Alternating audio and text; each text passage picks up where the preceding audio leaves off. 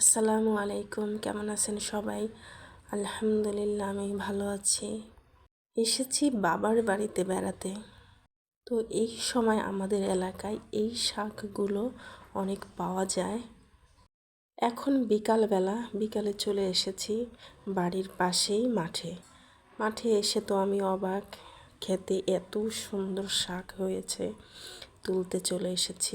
মাশাল্লাহ, শাকগুলো কত সুন্দর দেখেন, সবুজ একদম। যে কোনো মানুষ এই শাকগুলো দেখলেই তারই তুলতে ইচ্ছা করবে।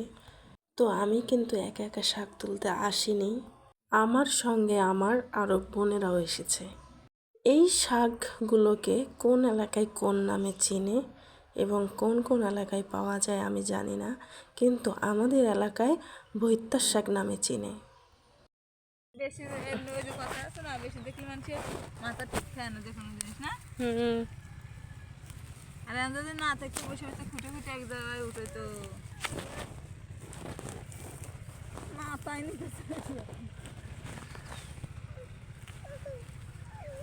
দাঁড়া আসতেছি, মাথায় নিবে চিন্তা করা যায়।